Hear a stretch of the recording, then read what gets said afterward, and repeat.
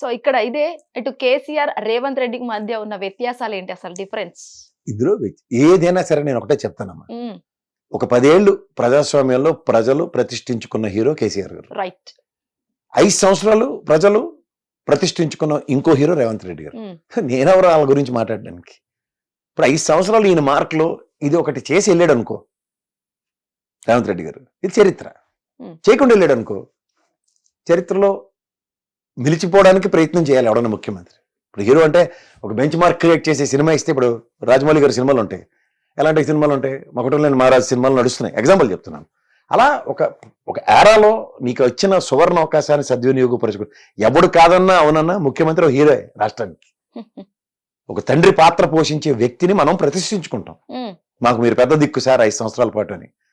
అది ఎవరైనా అవని ఇవాళ మనకు పెద్ద దిక్కు తండ్రి అంటే నా స్థాయి తండ్రిని ఎదిరించే అంత స్థాయి కాదు. అది రేవంత్ రెడ్డి అవనండి, లేకపోతే కేసీఆర్ అవనండి. ఓకే సరే, ఇటు బీఆర్ఎస్ పార్టీ అంటే ఇంక్లూడింగ్ కేసీఆర్ గారిని కూడా పక్కన పెట్టేసి ప్రస్తుతం ఉన్న ప్రభుత్వం ఏదైతే అధికార పక్షం ఉందో రేవంత్ రెడ్డి గారి గురించి మీరు ఏం చెప్తారు, నెగటివ్ అండ్ పాజిటివ్? అంటే ఇప్పుడు కాంగ్రెస్ లో ఒక కబంధ హస్తాలు, ఇప్పుడు చూడు ధృతరాష్ట్ర కౌగిలి అంటారు, అది కాంగ్రెస్ లో ముఖ్యమంత్రికి ధృతరాష్ట్ర కౌగిలి. అధిష్టానం అనే వాళ్ళందరూ వృద్ధ జంబూకలు, బుర్రలు అన్ని సెలక్కొని పెట్టి కూర్చుని ఉన్నారు. వాళ్ళతో ఏమీ కాదన్న విషయం కాంగ్రెస్ కి బాగా తెలిసిన, వాళ్ళు చచ్చిపోయేదాకా ఏం చేయలేం. ఇప్పుడు నవ ఉత్తేజంతో ఇప్పుడు ఉదాహరణకి బీజేపీ పార్టీ ఉంది, తృణప్రాయంగా బండి సంజయ్ ఎటువంటి వదులుకుంది నువ్వు గమనిస్తే. మళ్ళీ వాళ్ళకి రామచంద్రరావు కిషన్ రెడ్డే కావాల్సి వస్తున్నారు. ఎవడు కర్మకు ఎవడ బాధ్యుడు? ఇప్పుడు తెలంగాణ అంతా బీజేపీ వైబ్రేషన్స్ క్రియేట్ చేసిన బండి సంజయ్ బీజేపీ వద్దనుకుంటే, లేకపోతే హిందుత్వానికి నేను ప్రతినిధిని, ఆర్ సర్కమ్స్టాన్సెస్ లో కూడా నేను గెలవగలన సామర్థ్యం చూపించే రాజాసింగ్ బీజేపీకి అక్కర్లేదు. కానీ వీళ్ళందరూ కన్వర్టెడ్ హిందూస్ కాబట్టి మేము హిందువులు అని కొత్త జనరేషన్స్కి ఎందుకు ఆయన నిత్యం రామ్ పూజ చేసుకుంటాడు, హనుమంతుని కోరిస్తాడు, హనుమాన్ జయంతి చేస్తాడు, హిందూ తత్వంతో కూడిన ఏ కార్యక్రమం గణేష్ చతుర్థి కానీ వినాయక చవితి ఉత్సవాలు కానీ బ్రహ్మాండంగా పనిచేసుకుంటూ కనబడే వ్యక్తి రాజాసింగ్. వాళ్ళకి అక్కర్లే, వీళ్ళందరూ కన్వర్టెడ్ హిందూస్ కదా బీజేపీ వాళ్ళు. అంటే ఇది అయోధ్యలో రాముడు కట్టేదాకా మన వాడికి నీకు నాకు తెలియదు రాముడు అంటే ఎలా ఉంటాడు. వీళ్ళందరూ కొత్తగా ఇన్నోవేషన్స్ అన్నమాట. కానీ మనందరికి వీచ్చేవారు రాముడు మనందరికీ తెలుసు, మనం నిత్యం కొలుచుకుంటాం. ఇక్కడ ఎందుకు మీ ఆఫీస్కి వస్తున్నారు, నేను ఏమి కాకుండా దర్శనం చేసుకుని వెళ్తాను, రాముల వారి గుడి ఉంటుంది అక్కడ. ఇవన్నీ these are all pride moments for real Hindus, కానీ ఆర్టిఫిషియల్ గా కన్వర్టెడ్ హిందూస్ కి.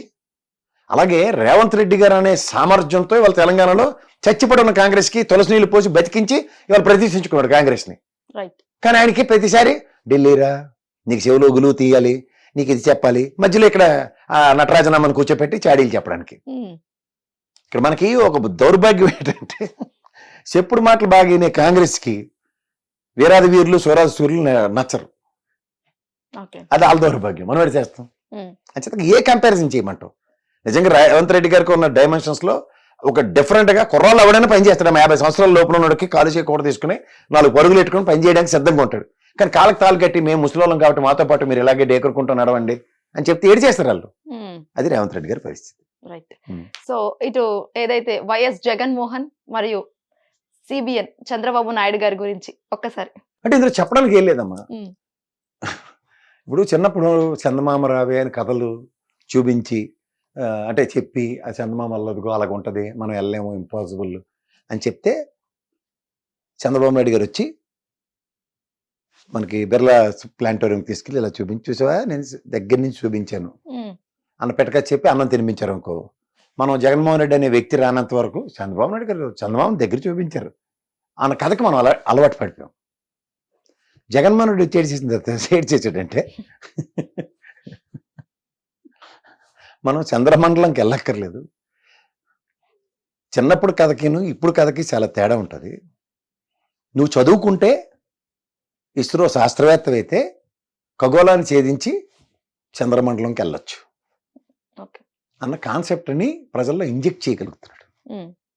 ఇప్పుడు బిర్లా ప్లాంటోరియం తీసుకెళ్లి దుర్బిల్లో నీకు చూపించే చంద్రబాబు నాయుడు ఇష్టమా, లేకపోతే నీలో క్యాపబిలిటీ పెంచి చదువుకునే సామర్థ్యాన్ని పెంచి ఇస్రో శాస్త్రవేత్త కింద తయారు చేసి ఖగోళ శాస్త్రంలో పరిశోధనల కోసం నువ్వు చంద్రమండలంకి తీసుకెళ్లే సామర్థ్యం గొప్పదంటే నేను జగన్మోహన్ రెడ్డి గొప్పడని చెప్తాను. నేను చిన్నప్పటి నుంచి బిర్లా చంద్రమండలంకి నేను చదువుకోలేదు, నేను చార్టర్డ్ అకౌంట్ చదివాను కాబట్టి వెళ్ళాను అనగానే టంగా నన్ను బిర్లా టెంపుల్కి తీసుకెళ్ళి చూడు బాబు చంద్రుడి దగ్గరికి వెళ్ళిపోయాను అనే కథకి నేను అడాప్ట్ అవ్వలేకపోతున్నాను. అక్రమాస్తుల గురించి కూడా అక్కడే గొప్ప అంటారా? అక్రమాస్తులు చాలా వరకు విచారణకు వచ్చారు కదా హైదరాబాద్ కి జగన్మోహన్ రెడ్డి.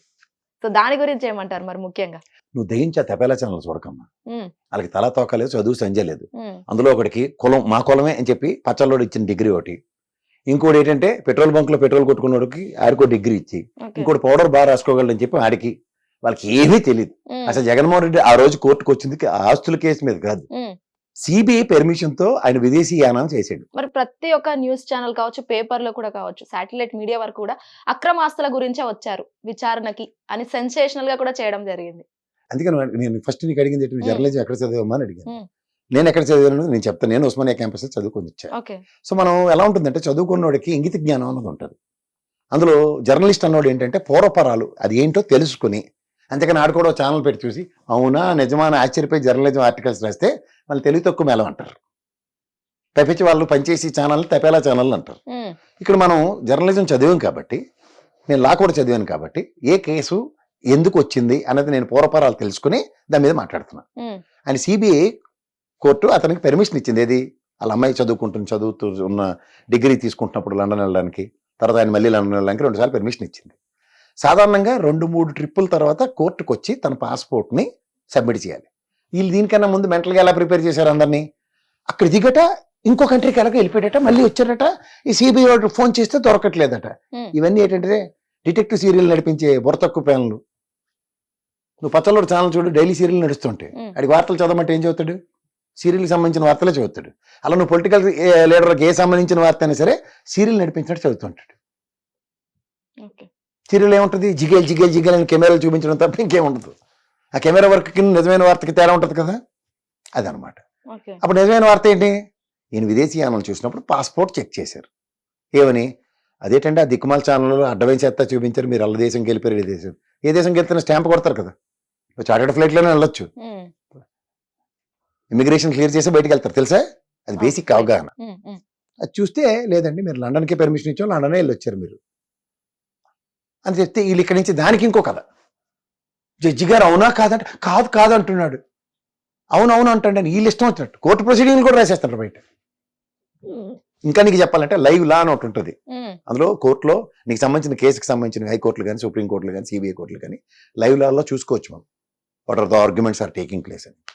ఓకే. అవి కూడా చూడరాలు. ఎద్దీనిందంటే దూరకట్టేయి అంతే. వాళ్ళ గంగతో రాంబాబు సినిమా చూసావా, ఉమ్, అవును. అందులో బ్రహ్మానంద గడు అలా లీడర్ చచ్చిపోతే అలా కథలు రాసి ఉంటాయి కదా, వాళ్ళ దగ్గర రెడీగా స్క్రిప్ట్లు ఉంటాయి. ఓకే. అందులో జగన్మోహన్ రెడ్డి అనగానే వాళ్ళ దగ్గర రామాయణ భారత ఖురాన్ బైబిల్ అన్ని కథలు రెడీగా ఉంటాయి వాళ్ళ దగ్గర. టక్ టక్ టక్ టక్ తీసి వాళ్ళే కథలు తీసి సాయంత్రం రెడీ చేస్తారు. ఇప్పుడు అంటే ఏదైతే అధికార పక్షం ఉందో చంద్రబాబు నాయుడు గారు అక్కడ ఎలా పరిపాలిస్తున్నారు, అసలు ఏం జరుగుతుంది ముఖ్యంగా? ఎప్పుడు లేని చంద్రబాబు నాయుడు గారికి వాళ్ళ మాయ గారు కళల్ని సాకారం చేసుకుంటారు. ఏంటంటే రామారావు గారు ఒక్కలే నవనర్స నటరా సార్వభౌముడు కాదు, నేను కూడా నటించడానికి 5 సంవత్సరాలు నాకు ఇచ్చారు బీజేపీ వాళ్ళు. పప్పెట్ షో అంటే నీకు తెలుసమ్మా, ఉమ్, ఒక తాడు పవన్ కళ్యాణ్కి కట్టారు, ఒక తాడు చంద్రబాబు గారికి కట్టారు, ఒక తాడు బీజేపీలో అక్కడ ఉన్న వాళ్ళకి కట్టి కేంద్రంలో ఉన్న బీజేపీ వాళ్ళు ఇలా ఆడిస్తుంటే అలా ఆడుతున్నారు అంతే, తోలుబొమ్మలాట. అక్కడ ఇక్కడ రేవంత్ రెడ్డి గారిది అదే పరిస్థితి. ఉమ్, జస్ట్ టైం పాస్ కి. ఇప్పుడు కరెంట్ పాస్ ఆడే వచ్చినప్పుడు ఎప్పుడైనా ఆట ఉమ్. కరెంట్ అనగానే నువ్వు అవుట్ అన్నమాట. రైట్. అవును. ఆ ఆటలో అవుట్ అవ్వడం ఉండదు, ఎవడో వచ్చి పాస్ ఇస్తాడు నీకు. అలాగే ఈ రోజుకి కరెంట్ అనగానే స్టాండ్ స్టిల్, రెండో రోజు పాస్ అవ్వగానే మనం విజన్ అంటే ఏంటంటే 2047కి పుస్తకం రాసాం కాబట్టి దాన్ని బట్టి మనం ఎలా ప్లాన్ చేయాలంటే మళ్ళీ కరెంట్ ఆగిపోండి అది వద్దట అని ఇంకోటి, అలా ఏ రోజుకి ఆ రోజు అడ్డ మీద కూలీలు ఉంటారు చూడు, ఉమ్, ఉమ్. అడికి వాళ్ళేమో బిల్డింగ్ లో కొట్టామండి రాళ్ళు ఎత్తడానికని, రెండో రోజు ఇక్కడ సిమెంట్ పని అవుతుందండి మీరు కొంచెం ఇసుక అది కలపడానికి, ఓకే సార్, అది దేనికైనా వెళ్ళిపోతుంది. అలాంటి పరిస్థితి ఉంది అక్కడ. ఓకే. అంటే ఎందుకంటే దగ్గర 3 లక్షల కోట్లు అప్పు చేసి కూర్చున్నారు. ఉమ్. ఏడు చేశారు రాష్ట్రం కంటే అబద్ధపు చెప్పారు. ఓకే. ఇప్పుడు చంద్రబాబు గారు హైటెక్ సిటీ కట్టక మునుపు మనకి ఇక్కడ సాఫ్ట్వేర్ కంపెనీలు అన్ని ఎక్కడ పడితే అక్కడ ప్రతి ఇంట్లో నుండి కలకలాడుతూ, ఉమ్, అప్పుడు బిల్డింగ్ కడితే అవును ఇది అవసరం అన్నారు. కానీ అక్కడ ఏ బిల్డింగ్ లోనూ ఎవడు సాఫ్ట్వేర్ కంపెనీ పని చేయకుండాను కాగ్నిజెంట్కి పునాదిరా వేసాం.